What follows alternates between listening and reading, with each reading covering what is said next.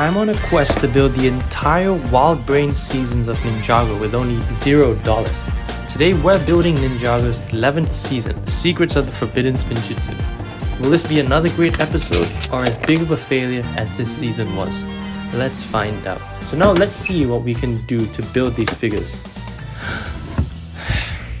For Kai, I actually have the correct torso, but it didn't come with the right headpiece, so I'll replace it with the legacy one instead.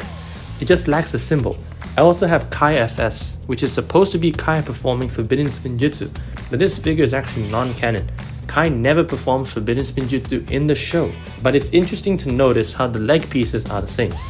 For his custom weapon, I'll take a dragon handle, a red stud with a hole, golden sword, and the bottom stud of an antenna piece. We can slide it on and we have a good weapon. Next up we have Jay. I have a total of 3 figures, but none of them seem quite right. Tournament Jay is sleeveless, but the suit in the show is quite tight. Stone Armor Jay is too armored, so let's just use Fusion Jay. I'll replace his head wrap with a proper one.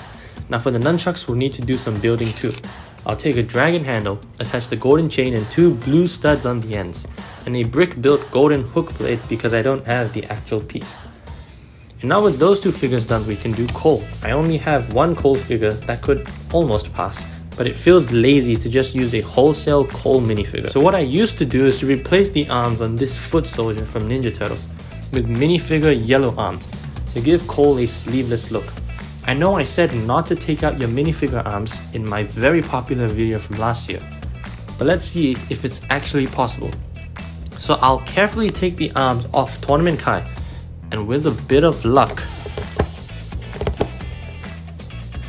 we did it. This time we'll give Cole some armor and his hairpiece. We could also build his new hammer with bricks to complete the set. And moving on, let's go to Zane. I'll take his movie outfit and core legs to match the actual figure suit as best as I can. Then we can give him 2 golden shurikens, which is what he actually uses in the sets. Next for Nia, I'll just use the movie figure because it's the only grey figure I have, and as usual, a custom weapon. This time she has a spear. And finally for Lloyd, the last ninja, we'll just use the outfit we always have been, with a golden katana and a black tassel. And now our ninja team is done. It actually looks really cool with all their custom accessories. But now let's build the villain of the season, which is Asphira. She's a snake that learned Spinjitzu, but there's really not anything else interesting about her motivations at all. She has a special orange leg piece in the sets from Narakan the Jin. So to make this, let's use bricks too. I'll stack orange and yellow translucent pieces to recreate that fire effect, and it does the job pretty well. I'll give her Kai's Forbidden Spinjitzu torso, because not only does it have golden arms, but Asphira actually takes Kai's powers in the show, so that's symbolic. And for her headpiece, I'll have to use a snake head from a core set, because it's the only one I have. And with our main team and villain done, we can now make one more relevant side character, which is Clutch Powers. He's the first minifigure ever to be on film, but in Ninjago, he's an explorer that's important later on. He has a brown suit and an eye patch, so I'll use the suit of this robot cowboy from the Lego movie, the face from a shark thug from the Ninjago movie, and Lloyd's hair piece because it's exactly the same mold but just in a different color. Now we can move on to the build. I actually myself have 1 set from this wave already. It's a double Spinjitzu slam pack with a samurai from the second half of the season and Kai FS, which is non-canon, and it's actually really fun. But we also get 3 forbidden scrolls, just like in every set. We have a powered down one, an ice one, and a fire scroll.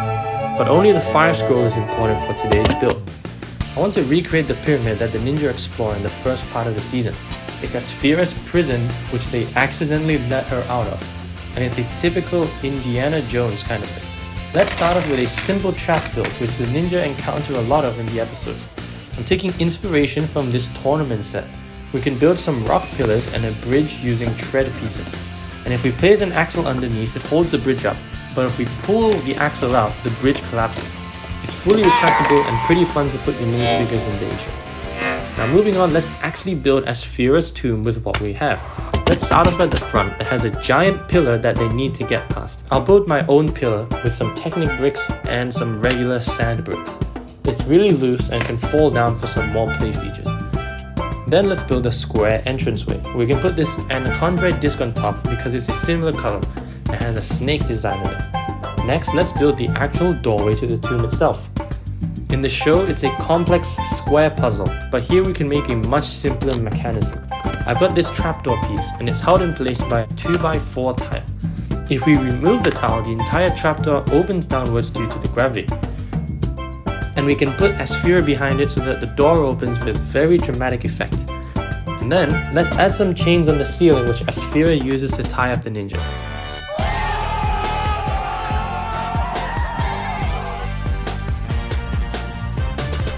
Revenge.